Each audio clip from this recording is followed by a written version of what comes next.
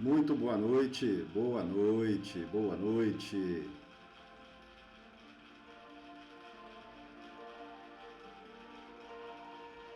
Boa noite. Sejam muito bem-vindos. Sejam todos e todas muito bem-vindos.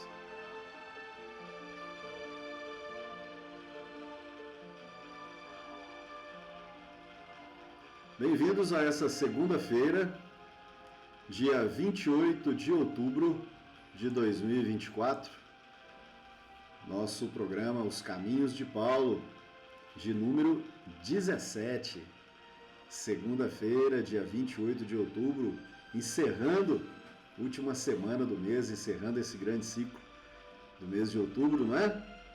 Já estamos aí chegando para o final do ano. Sejam muito bem-vindos, sejam todos e todas muito bem-vindos, bem-vindas, nesse nosso programa Os Caminhos de Paulo, de número 17.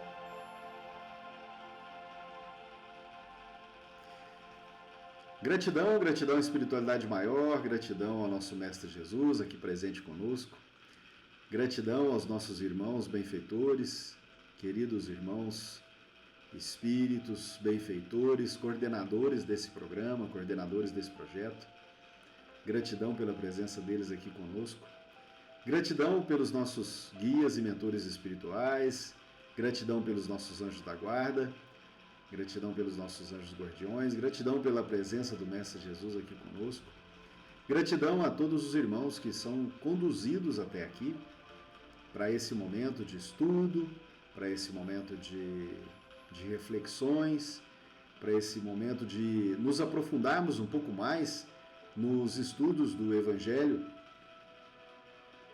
aprofundarmos um pouco mais nas palavras do Mestre Jesus, através deste que foi um dos grandes líderes do movimento cristão, que é Paulo de Tarso, Paulo Apóstolo.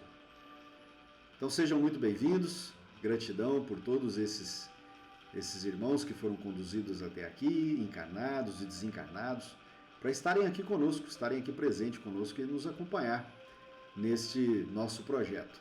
Gratidão à Associação Espírita Cartas por nos ceder esse momento de evangelização, de estudo, de trabalho, para que a gente possa nos envolvermos um pouco mais com o estudo da doutrina espírita.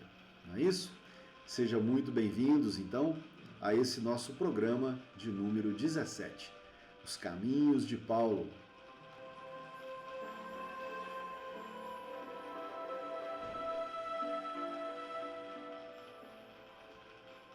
Já alguns programas nós começamos já a fazer a leitura, né, das cartas mesmo de Paulo. Nós temos, nós passamos por alguns programas falando sobre quem era Saulo, quem era Paulo, como foi a vida dele, né, o que foi a vida dele durante essa transição toda, durante essa jornada toda que ele teve, até que ele chegasse na sua missão.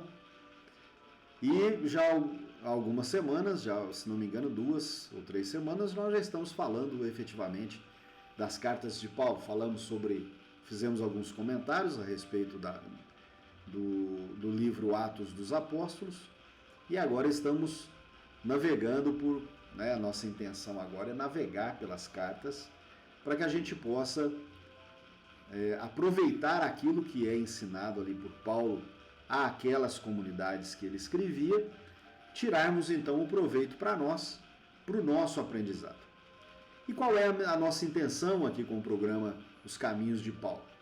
É associar aqueles ensinamentos, associar aquele texto das cartas, aqueles ensinamentos de Paulo, que são ensinamentos criados pelo próprio Mestre Jesus, o que Paulo vem colocando às comunidades é exatamente isso, né? Ele coloca para as comunidades o que Jesus ensina. Então essa era a missão dele, né? Era promover promover esse comentário, promover a boa nova a todas as comunidades que ainda não conheciam da história do Jesus Nazareno. Então essa era a missão de Paulo, levar a boa nova, levar esse ensinamento do Evangelho, levar essa conduta, né? A conduta pessoal e a conduta espiritual àquelas comunidades que estavam começando a se envolver no movimento cristão. Não é assim? Então essa era a grande missão de Paulo. E por que Paulo? Porque Paulo era um cara, Paulo era um espírito extremamente preparado para que pudesse fazer isso, né? Era uma pessoa que foi extremamente preparado durante um longo tempo, né, para que ele pudesse então cumprir com essa jornada. Se a gente fosse fazer um pequeno resumo da história de Paulo, né, bem objetivo, Paulo foi preparado, foi educado na lei judaica, né, por Gamaliel. Então ele se preparou, ele foi educado, preparado para se tornar um rabino, para tomar lugar no Sinédrio, que era, naquela época, o Ministério da Justiça, né? Por exemplo. Fazia parte do partido dos fariseus. Né? Os fariseus naquela época, então, era um partido, era uma associação, um grupo de pessoas, um grupo de doutores da lei, educados na lei judaica, educados com aquela cultura, para que pudesse proteger a lei mosaica. Para que eles eram os guardiões da lei mosaica. Então, qualquer movimento que acontecia, que vinha ferir a lei mosaica, ferir a lei de Moisés, ferir aqueles costumes. O objetivo, né, a função dos fariseus era disseminar aquilo, era separar, era destruir aquele movimento. Né? Então eles não deixavam que os movimentos crescessem. Então esse era o grande objetivo. Saulo de Tarso, com 30 anos, era um cara preparado para que isso acontecesse. E ele tinha uma convicção tão grande, uma convicção tão exagerada, né? Saulo era muito exagerado. Quando ele amava demais, quando ele odiava demais. Então ele tão convicto, não é? De que a lei, a cultura, a doutrina onde ele foi preparado, era a verdade, era a suma verdade, né?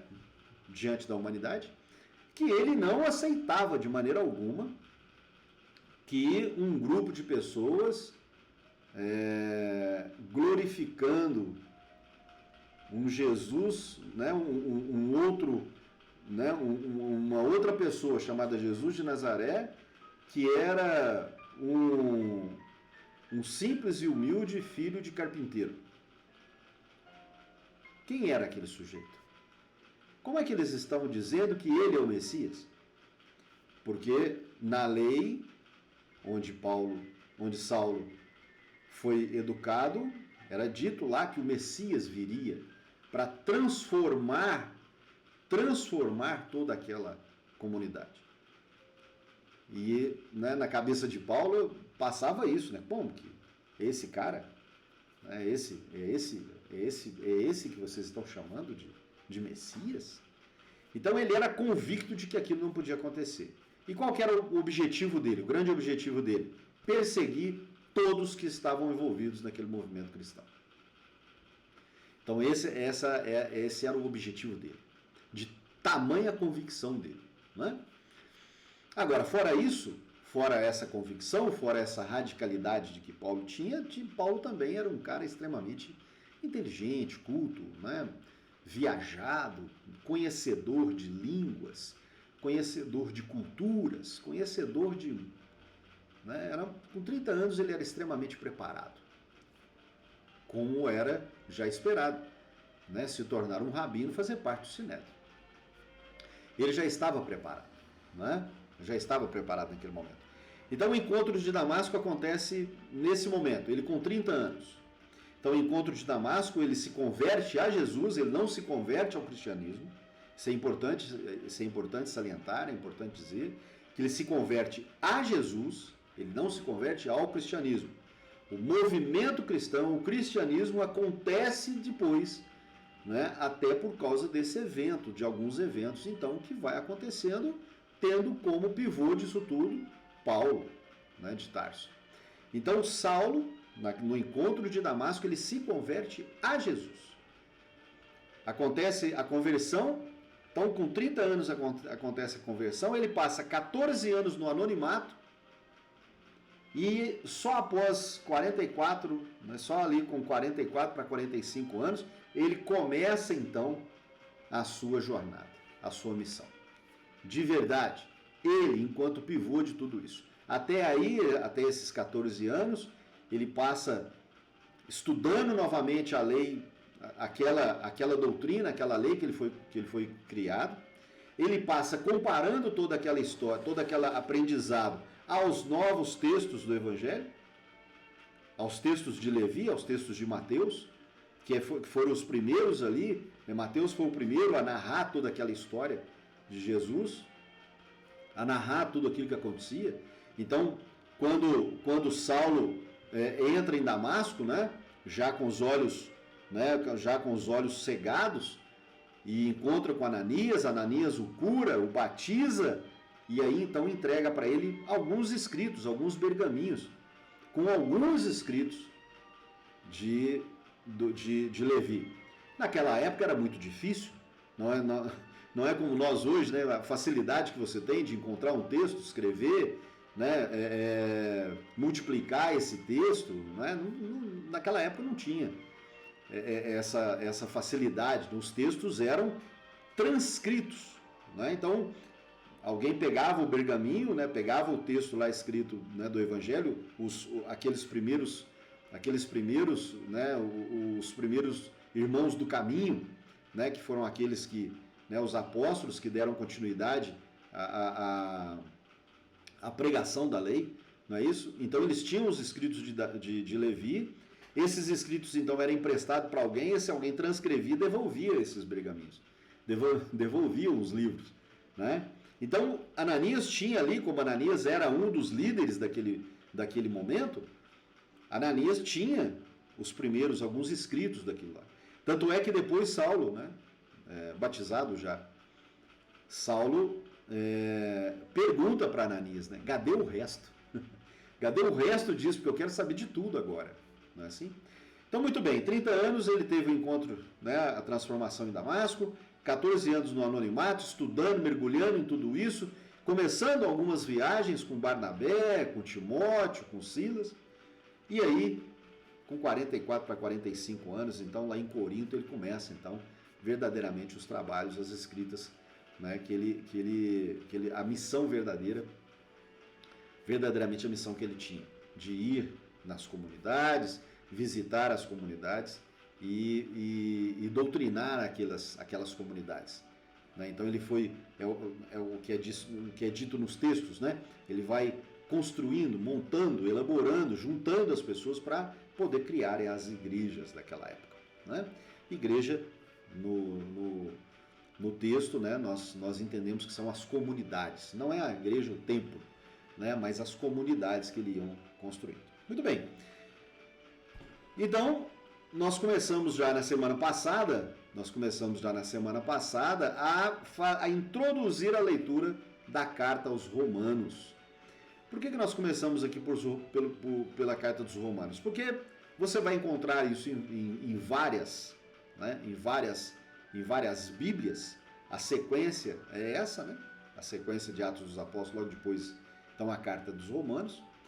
A carta aos Romanos é uma carta extremamente importante, porque traz para nosso conhecimento a maturidade de Paulo, Então Paulo já está maduro, Paulo já está mais preparado, Paulo já está mais consciente da missão, né, que é proposto a ele. Então, ele já visitou várias comunidades, ele já entendeu várias culturas, ele já entendeu várias maneiras, né? Ele já entendeu os vários problemas que existiam.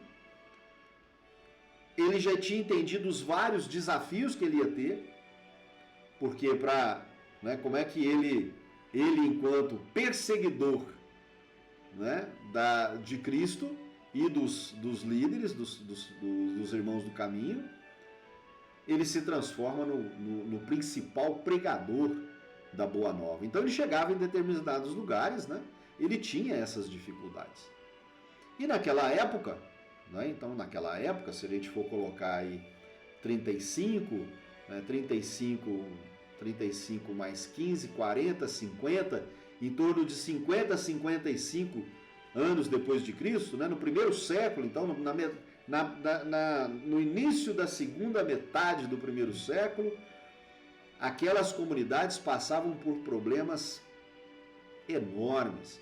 Roma, então, uma grande cidade, uma metrópole onde tinha todos os tipos de comunidade, onde tinham todos os tipos de pessoas, onde era para a gente poder ter uma ideia, né? Roma, para a gente poder ter uma ideia, é como se nós fôssemos aqui visitar São Paulo.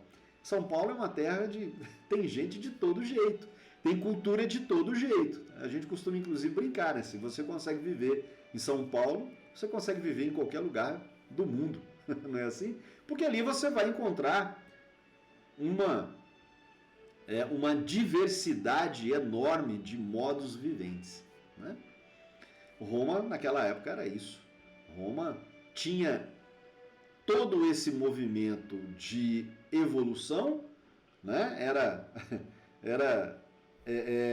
Era considerado o centro do mundo ali, não é? Para onde iam todas essas pessoas e essas culturas. Então, tinha também todos os problemas que esse movimento, né, demográfico provoca, né, numa grande cidade. Vários tipos de cultura, vários tipos de jeito de viver, não é? Vários problemas. E aí a comunidade que estava sendo criada ali, a comunidade cristã, não é? Essa comunidade cristã não foi criada por Paulo, não foi doutrinada por Paulo, veio sendo construída, veio sendo criada, construída a partir dos movimentos do próprio Cristo, do próprio Mestre Jesus. E depois do seu falecimento, então alguns do caminho, né, alguns dos irmãos do caminho continuaram ali e construíram a comunidade.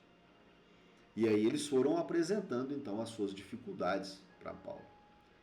E aí tem uma particularidade nessa carta de Paulo, que Paulo, quando chega em Corinto, na verdade ele está vindo de viagem. Na verdade ele está vindo de viagem de Roma. Ele esteve em Roma, conheceu lá um monte de gente, não é?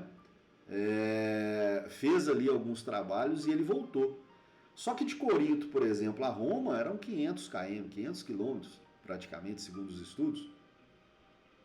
E aí, imagina naquela época uma viagem de 500 quilômetros. Não é como a gente faz hoje, né? Rapidinho nós vamos estar ali nós vamos estar, né? 500 quilômetros para nós é muito rápido, não é? Lá não, lá demorava um ano inteiro para chegar. Quando ele chega então em Corinto, ele chega para ele também algumas cartas. E a carta, uma dessas é da comunidade de Roma. E aí então ele escreve aos romanos, não é? Acontece um fato interessante, acontece um fato importante ali, que é justamente a angústia que ele sente lá em Corinto, e ali acontece então a segunda aparição de Jesus para Paulo, ele já batizado, já utilizando o nome de Paulo, né? Aparece então Jesus para ele. Jesus aparece para ele porque ele tem aquela angústia de pensar que não vai dar conta da sua missão. Porque chega tantas cartas, e ele começa a ler essas cartas, e é tanto problema, e são tantas as questões que ele precisa de resolver, E ele começa a ver, gente, como é que eu vou nessas comunidades? Né? Como é que eu vou conseguir ir em todos os lugares para resolver todos esses problemas? Então, Jesus aparece para ele, ele tem a segunda aparição de Jesus para ele, e Jesus diz para ele, utiliza dos dons do Espírito Santo, utiliza da força do Espírito Santo, utiliza dos recursos que você tem. E aí, então, foi aí, a partir daí, que ele reúne um grupo de pessoas e ele começa, então, a escrever essas cartas. Por que ele reúne um grupo de pessoas? Ele não escreve sozinho. Ele dita as cartas e essas pessoas que estão junto com ele vão ajudando. Inclusive, um grande contribuidor, um grande cooperador de todo esse movimento é Lucas. Então, Lucas ajuda a escrever várias dessas cartas, né, ditadas, então, por Paulo.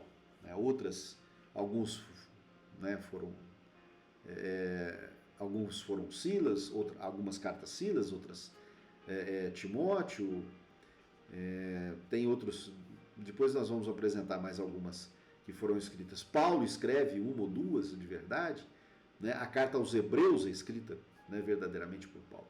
Então, por que nós estamos começando aqui pelas cartas, a carta aos Romanos? Porque essa carta, então, ela traz para nós muito elemento importante, né, a respeito desse movimento, né, a respeito desse movimento cristão, onde Paulo, né, foi o pivô de tudo isso. Na segunda-feira passada, eu abordei um tema dentro da carta. Nós não vamos ler, né, integralmente as cartas todas, ok? Porque tomaria aí para nós um longo tempo, né? Então eu sugiro que aqueles que estão acompanhando os caminhos de Paulo leiam as cartas, né? Qual que é o nosso objetivo aqui? A nossa intenção é associar o texto ao comportamento nosso, né? A gente poder entender o que nós podemos absorver desses ensinamentos de Paulo, o que nós podemos absorver dos ensinamentos de Paulo para que a gente possa colocar em prática na nossa vida em termos de comportamento, não é? Então essa é sempre a nossa intenção aqui com os caminhos de Paulo. É a gente trazer o conhecimento para nós. Efetivamente, trazer o evangelho para dentro do nosso coração, para dentro da nossa existência, para dentro da nossa vida.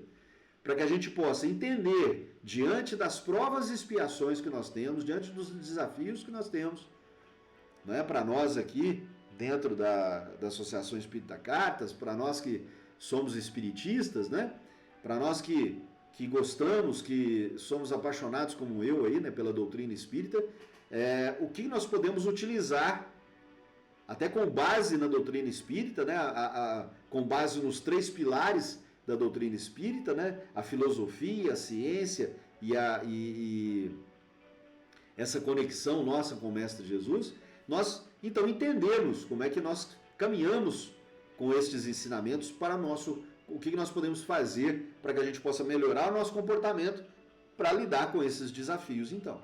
Então essa é a nossa grande intenção. Então, não vamos ler todas as cartas, mas eu vou coletar dessas cartas, segundo os estudos que eu também faço, não é? Com base nas fontes que eu vou procurar, aquelas partes mais importantes, principalmente utilizando fundamentações de Emmanuel, de Chico Xavier, né, dos livros, principalmente do livro Paulo Estevão, né, desses estudos que nós temos aí acesso dentro da doutrina espírita, ok? Muito bem.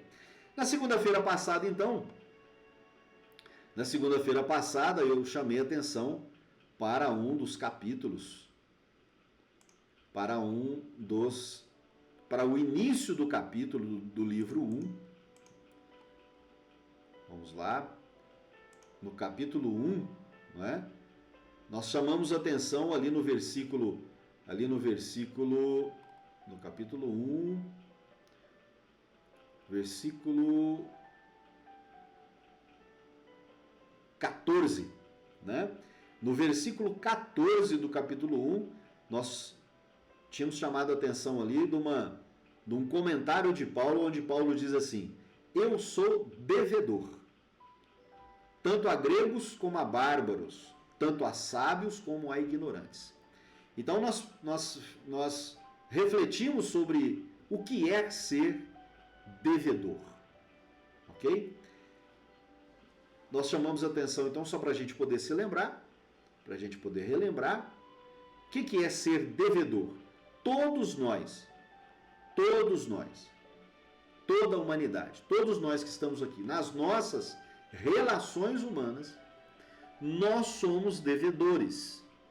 Nós somos devedores uns dos outros. O que nós devemos? Qual que é a nossa dívida? A nossa dívida é a dívida com a lei promovida pelo Mestre Jesus. Nós devemos uns aos outros o amor, a caridade, o perdão. Nós devemos um coração bondoso, nós devemos a indulgência, nós devemos o perdão às ofensas, nós devemos a compreensão com relação ao outro, nós devemos o entendimento de como o outro é criado, de como é a evolução do outro. Nós somos devedores da nossa visão com relação ao outro. Nós precisamos de desenvolver em nós o que nós chamamos de olhar espiritual. Quando nós olhamos para um irmão, nós entendermos de uma vez por todas que ali nós temos um espírito em evolução. Que é a verdade. É exatamente isso que acontece. Quando nós olhamos para o nosso irmão, nós estamos olhando para um espírito em evolução. E aquele espírito, ele está ali na sua melhor versão. Ele está ali no seu melhor momento. Porque ele já passou por várias encarnações. Ele está tendo esta, talvez a última, para que ele possa, para que nós possamos, né, eu e você, nós enquanto espíritos em evolução, talvez seja a última encarnação que nós temos para que a gente possa nos elevarmos a uma classe de bons espíritos. Lá na nossa outra live, nós estamos estudando lá o Livro dos Espíritos, né, e nós temos visto lá as classes de evolução dos espíritos, né? Espíritos de terceira classe, segunda classe, primeira classe. O que prevalece nos espíritos de terceira classe? Os espíritos impuros. O que prevalece? A matéria sobre o espírito. Prevalece a maldade. Prevalece o coração ruim. Nós fazemos parte desse grupo de espíritos impuros. Quando nós vencermos essas nossas más paixões, nós então alçamos para espíritos de segunda classe, que são os bons espíritos. Qual que é a característica dos bons espíritos? O espírito prevalece a matéria. Prevalece sobre a matéria. O desejo de bondade pelo nosso irmão prevalece nos nossos corações. Então, pensar de maneira bondosa a respeito dos nossos irmãos. Não é? Então, qual é o caminho que nós estamos fazendo com relação a sermos devedores? Isso nós chamamos a atenção, então, na segunda-feira passada. Não é? Nós devemos, então, o cumprimento das leis divinas com relação aos nossos irmãos. A todos, não só aqueles de maneira conveniente, mas a todos os nossos irmãos. Familiares, escola e trabalho, amigos, cidade onde eu moro, estado onde eu moro, país onde eu moro, o mundo onde eu estou. Nós devemos o cumprimento das leis divinas com relação aos outros. Nós somos devedores de débitos imensuráveis, como diz Emmanuel. não é? Emmanuel nos coloca dessa forma: nós somos devedores, nós temos débitos imensuráveis para com o grupo que eu pertenço. Então nós somos devedores, como Paulo chama a atenção ali. Ok? Então isso nós discorremos sobre isso na nossa segunda-feira, passada, não é? Muito bem. Os 4 primeiros capítulos da carta aos Romanos, Paulo vem chamando a atenção dos irmãos romanos a respeito de todos os seus hábitos, de todos os seus maus hábitos. Ele vem chamando a atenção da depravação, ele vem chamando a atenção de não cuidar do trabalho, de não cuidar do corpo, de não cuidar do espírito. Ele vem chamando a atenção de que, olha, vocês conhecem a lei e vocês não praticam, não é? Mais ou menos parecido conosco. Não tem coisa muito diferente do que a nossa época. Isso é interessante. Ler as cartas de Paulo, ler os capítulos ler os primeiros capítulos, ler a carta aos Romanos. É como se fosse um texto do jornal diário. Paulo chamando a atenção da falta de fé, Paulo chamando a atenção das comparações que eles ficam fazendo. Então é como se nós estivéssemos lendo o texto do jornal de hoje. Funciona exatamente. Eles praticam, não é? Atitudes, atos, comportamentos exatamente como nós vemos hoje no nosso dia a dia, com relação a vários tipos de pessoas. Incrivelmente isso, né? É incrível como é que essa relação, né? Isso acontecendo lá na segunda metade do primeiro século, 55, né? Entre 50 e 55, vamos colocar dilatar um pouquinho mais esse tempo, entre 50 e 60 anos depois de Cristo. Segunda metade do primeiro século. Então, a maneira de viver dos romanos, né? De várias daqueles, uns mais, outros menos, né? Mas aquelas atribulações que eles passavam, aquelas dificuldades que eles passavam lá, a gente pode entender como, da mesma forma, a gente vivencia aqui hoje. As dificuldades que nós vivenciamos no nosso mundo de hoje. Não é? Exatamente, tá? Exatamente. As dificuldades que nós temos hoje, né? Com as práticas sociais, as relações sociais que nós temos, as relações humanas, as relações com o trabalho, as relações políticas, não é?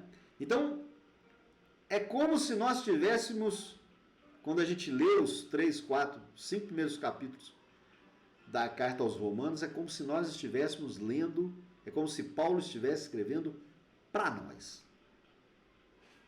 É como se ele estivesse escrevendo efetivamente para nós.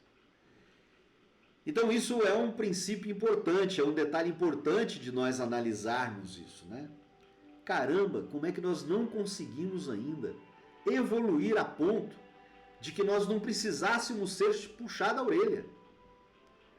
Nós ainda não conseguimos evoluir de tal forma que nós não conseguimos ainda, precisamos ainda de ter puxões de orelha. Nós ainda provocamos as nossas próprias angústias. Nós mesmos construímos as nossas dificuldades pelas nossas más paixões, por aquilo que não está educado em mim. Nós ainda não conseguimos promover certas questões que são exigidas pela lei divina. Nós não conseguimos, por exemplo, fazer ao outro o que nós não gostaríamos que fizesse por nós. A gente não consegue praticar isso, por exemplo. nós não conseguimos viver em comunidade, nós não conseguimos viver juntos. Nós não conseguimos, por exemplo, nos contentarmos, nos alegrarmos com a felicidade do outro. Nós não conseguimos ainda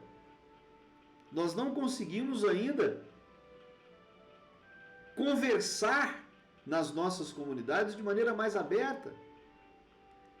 Nós sempre estamos desconfiando do outro. Nós estamos sempre achando, acreditando que o outro vai nos passar a perna.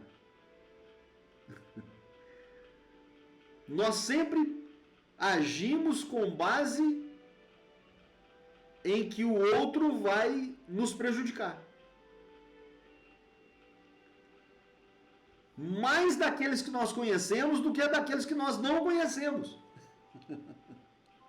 É incrível isso. É incrível a dificuldade que nós temos. A dificuldade que nós temos de administrar os nossos martírios. Nós ainda não conseguimos praticar de maneira efetiva a doutrina de Jesus. Nós não conseguimos ainda seguir o modelo e guia, que é Jesus Cristo. Nós não conseguimos efetivamente praticar as leis divinas. Por quê? Porque nós não conseguimos administrar, nós não conseguimos ainda doutrinar as nossas paixões, o excesso das nossas necessidades, dos nossos sentimentos. Nós não conseguimos ainda doutrinar o nosso orgulho, o nosso ego, a nossa vaidade, a nossa destemperança, a nossa falta de paciência, as nossas angústias. Nós não conseguimos ainda administrar isso. E olha, não é em relação ao outro, é em relação a nós mesmos. Em relação a mim mesmo. Não é em relação ao outro, sempre em relação a mim. Nós não conseguimos ter essa condição ainda de podermos trabalhar o nosso autoconhecimento e a partir do nosso autoconhecimento, a partir do entendimento que eu tenho da maneira com que eu aprendo a viver, da maneira com que eu me desenvolvo, eu entender isso e entender que o outro também tem uma maneira dele, um jeito dele de viver a vida, de aprender a viver, de compreender, de traduzir as experiências que ele tem na vida. Nós não conseguimos fazer isso. Nós não conseguimos ter esse entendimento. E não conseguir ter esse entendimento nos dificulta nas relações. Estou falando aqui da nossa forma de pensar. Estou falando aqui das nossas crenças. Estou falando aqui da dificuldade que nós temos de entender que o outro é diferente. Que o processo de individualização do outro é único. O meu processo de individualização é único. E nós não conseguimos viver em comunidade porque nós não entendemos isso. Nós não compreendemos esse processo. Nós não entendemos efetivamente como é que isso funciona. Nós temos dificuldades de relacionamento porque nós não entendemos como isso funciona no outro. E nós não aceitamos, nós não temos a paciência, nós não temos a tolerância de buscar entender como que o outro funciona. E pior, nós ainda declaramos abertamente de que nós conhecemos as pessoas, sendo que nem você mesmo se conhece. Então, isso é muito importante quando a gente lê as cartas de Paulo, principalmente aqui a carta aos Romanos, quando ele coloca nos 5 primeiros capítulos que ele faz, chamando a atenção daquela comunidade de tudo aquilo que eles ainda fazem. E é crucial esse momento onde ele fala que vocês conhecem a lei, vocês ouviram falar de Deus, na lei que vocês seguem, na lei judaica, na lei mosaica, é falado aí de Deus e vocês não praticam. E isso é muito interessante, né? Porque ele sempre leva em consideração, ele está falando com judeus, ele está falando com pessoas daquela comunidade, ele está falando de judeus e de não judeus, está falando de judeus e com os gentios. Mas quando ele fala para esse povo, qual foi a lei que veio antes? A lei que veio antes é a lei mosaica, é a lei, né? É a lei dos judeus, a lei judaica, a doutrina judaica. Então ele chama a atenção de, gente, vocês conhecem a lei, ué. Por que vocês não praticam? É como se estivesse falando pra gente. Gente, vocês conhecem, vocês sabem o que Deus pediu. Vocês sabem o que o Mestre Jesus ensinou. O que Jesus ensinou quando estava na terra? Amai os vossos inimigos. Amai a Deus sobre todas as coisas. Amai ao próximo como a ti mesmo. Amai os vossos inimigos. Fazer outro aquilo que você quer que faça para você. Foi isso que ele disse. Foi isso que ele ensinou. Então é a mesma coisa de Paulo falando conosco. Pô, vocês conhecem a lei e não praticam. Vocês sabem que a lei, que a caridade moral é a mais importante, que o desenvolvimento moral e o desenvolvimento intelectual são extremamente importantíssimos para a sua evolução, e vocês não praticam isso. É como se Paulo estivesse falando para a gente. É como se Paulo estivesse falando para mim. É como se Paulo estivesse falando para cada um de nós. Então, quando ele fala lá no primeiro capítulo que ele é um devedor, para chamar a atenção nossa. Nós somos devedores disso. Como Emmanuel cita, né? Como Emmanuel cita no texto dele, nós somos devedores de débitos imensuráveis ao grupo que nós convivemos. Isso é extremamente importante. No capítulo 5, Paulo começa assim. No capítulo 5, Carta aos Romanos, Paulo começa assim: tendo sido, pois, justificados pela fé, temos paz com Deus, por nosso Senhor Jesus Cristo. Então, o que significa ser justificado? Né? O que significa essa justificação? Sermos justificados, não é mostrar para nós que nós passaremos a ser justos a partir da compreensão da fé. A partir do momento que a gente começa a viver a fé, que é mãe de duas grandes virtudes, não é? A fé, ela é mãe da caridade e da esperança. Então a fé promove, a fé, ela é geradora da esperança e da caridade. Então, quando Paulo coloca que nós somos justificados pela fé, ele está chamando a atenção disso, ele está chamando a atenção para esse detalhe. A partir do momento em que nós assumimos isso, a partir do momento que nós praticamos isso, que nós praticamos a fé, praticamos a esperança, praticamos a justiça, praticamos a caridade,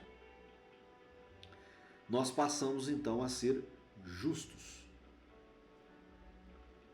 A esperança não é aquela esperança de braço cruzado esperando o ônibus passar, né? Não. É a esperança de esperançar, de fazer, de atividade, de agirmos com bondade na direção do nosso próximo. Ok? Então isso é de extrema importância, esse detalhe, né? Então olha só, no versículo 1, tendo sido, pois, justificados pela fé. Então nós entendermos o que é isso. O que é justificados pela fé? É que a partir do momento em que praticarmos a fé, esperança e caridade, nós passaremos a ser justos. E o nosso Deus, o nosso Mestre, não é? Ele nos concede a paz. Nós só conseguiremos ter paz de espírito se nós praticamos a fé geradora da esperança e da caridade. A partir disso, nós começamos a ter essa paz. Então, ser justo é também ter paz de espírito. Sabendo da tribulação, lá no verso 4, né, ele traz assim. No finalzinho do verso 3, ele traz assim: sabendo que a tribulação produz a paciência. Versículo 4. A paciência produz a esperança. Perdão. A paciência produz a experiência. A experiência produz a esperança. E a esperança? A esperança não traz confusão. Ou seja, a esperança não traz dificuldade. Por quê? Porque o amor de Deus é derramado em nossos corações pelo Espírito Santo que nos foi dado.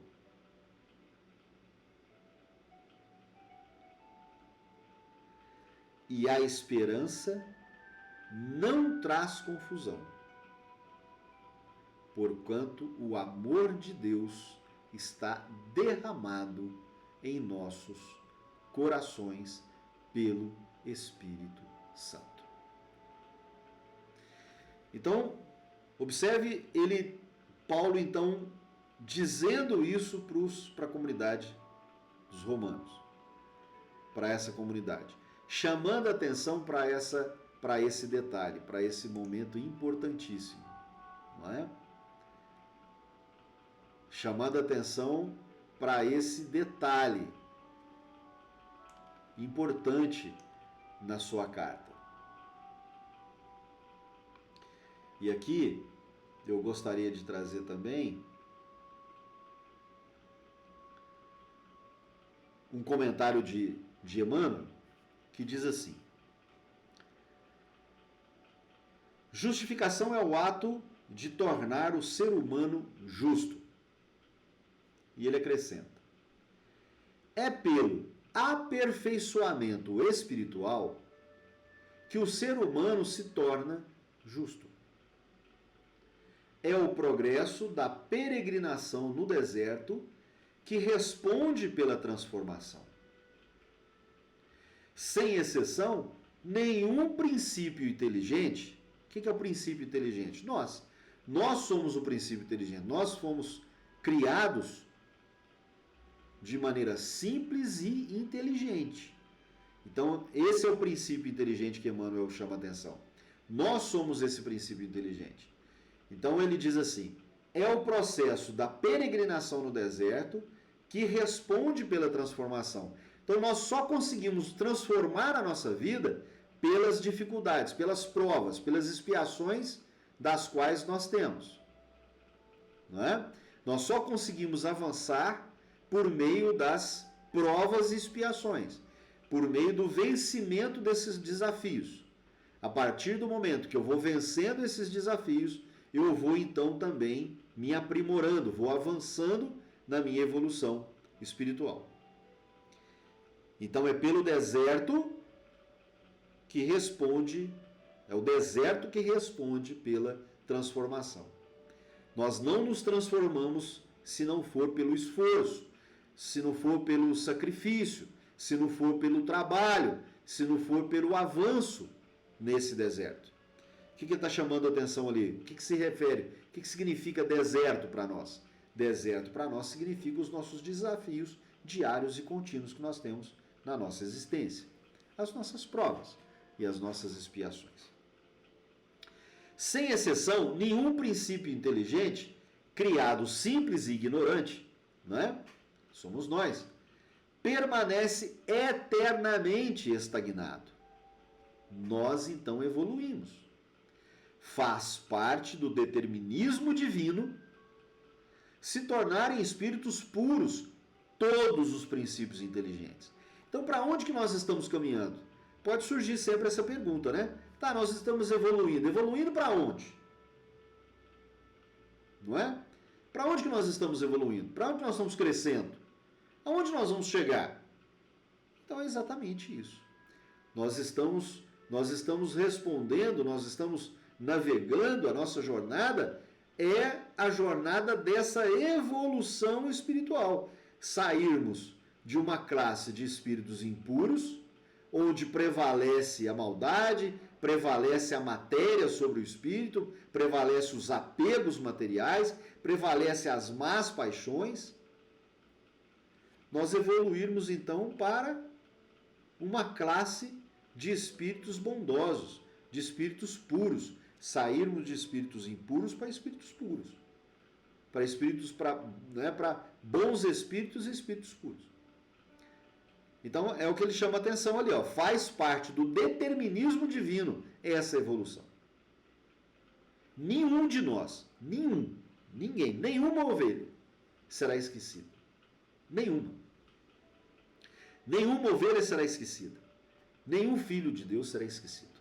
Todos nós evoluiremos. Claro, cada um de nós com o nosso tanto.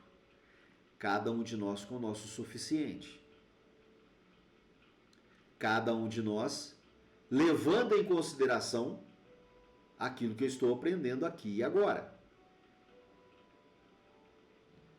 Levando em consideração o esforço que eu estou fazendo nesta encarnação. O nosso planeta caminha para um mundo de regeneração. Então eu costumo dizer aqui, né? Alguns dos nossos irmãos já não reencarnarão mais aqui na Terra. Vai depender da sua evolução espiritual. Como é dito aqui pelo Emmanuel. Agora, nenhum de nós será esquecido. Todos nós teremos várias oportunidades em outros orbes, em outros planetas. Há várias casas, né? Há várias moradas na casa do meu Pai. Qual que é a casa do meu Pai? Esse universo inteiro é a casa do meu Pai. Então tem várias moradas na casa do meu Pai. Não é assim? Então depois que nós nos desencarnarmos, nós partiremos para esse mundo espiritual. E aí? Cumpriremos?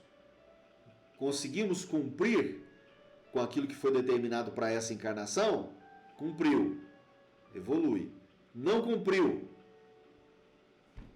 Vai ter nova chance, vai ter uma nova oportunidade. Em outros lugares.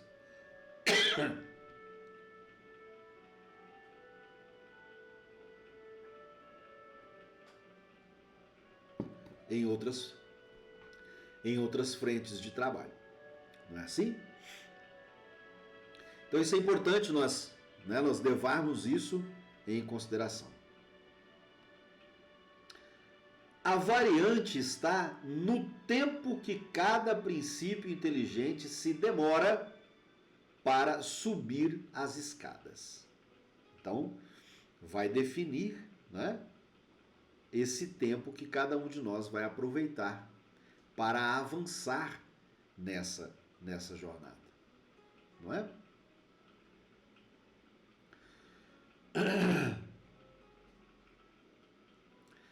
Ainda no capítulo 5, eu falava para vocês agora há pouco da esperança, né? Então, também comentário de Emmanuel. Devemos nos glorificar em todas as dores da existência corporal, pois as aflições provenientes de expiações e provas revigoram, fortalecem o espírito. Isso é extremamente importante. Então, quando Paulo está dizendo aqui na sua carta, aqui nos versículos de 3 até o versículo 6.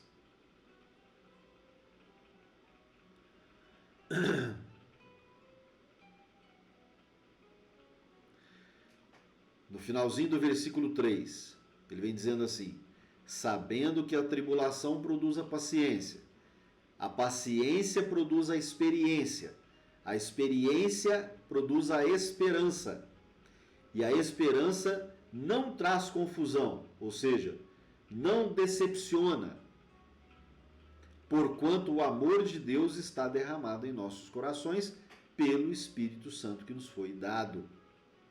Não é? Então, ele chama atenção para esse detalhe. O amor de Deus foi derramado em nossos corações pelo Espírito Santo. Elucida que Deus nos dotou de centelha divina. Então, todos nós, sem exceção, todos nós temos a centelha divina em nossos corações. Todos nós fomos dotados por essa centelha divina.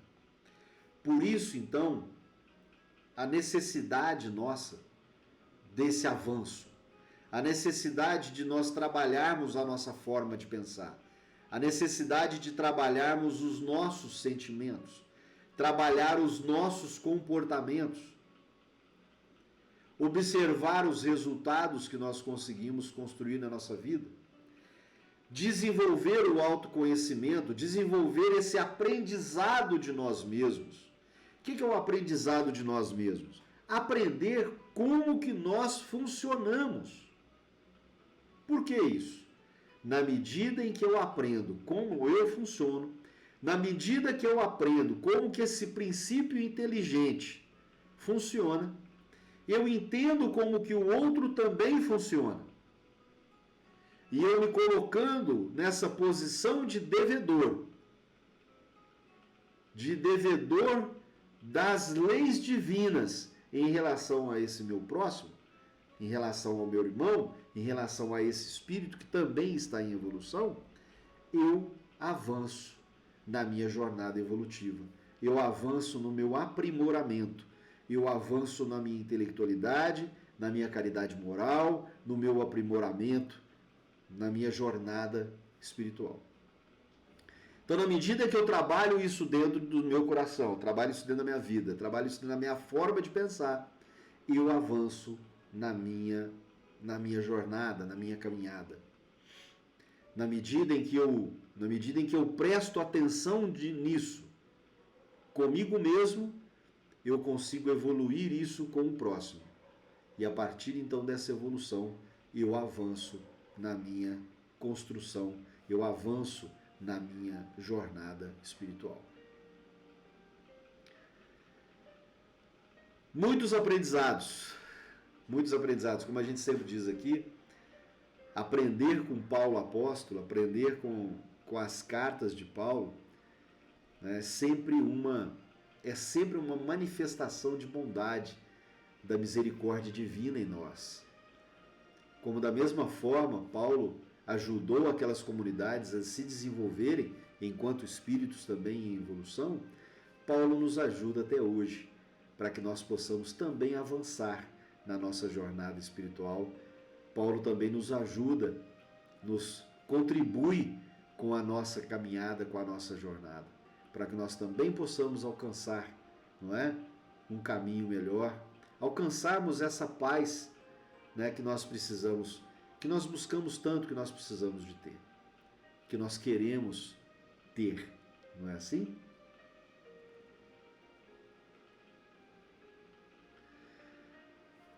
Para que a gente possa encerrar, vou trazer para vocês aqui mais alguns comentários de Emmanuel. Emmanuel coloca assim: não é somente pela crença prática dentro das casas de oração, e sim em toda a nossa vida nós somos justificados pela fé. Não poucos aprendizes interpretaram erradamente a assertiva. Supuseram que viver pela fé seria executar rigorosamente as cerimônias exteriores. dos cultos religiosos. Paulo de Tarso queria dizer que o justo será sempre fiel, viverá de modo invariável na verdadeira fidelidade ao Pai que está nos céus. Aquilo que a gente disse agora há pouco, não é? A fé nos promove a esperança, nos promove a paciência, nos promove a esperança e nos promove a construção dessa caridade moral em nossa vida.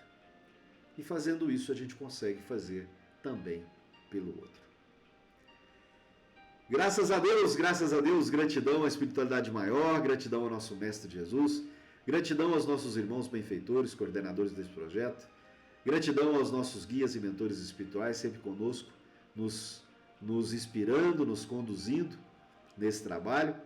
Gratidão aos nossos anjos guardiões, gratidão a todos os irmãos que foram conduzidos até aqui para que pudesse acompanhar conosco esse momento de trabalho, esse momento de estudo, esse momento de evolução, de construção, de melhoramento espiritual e evolução dessa nossa moral, não é?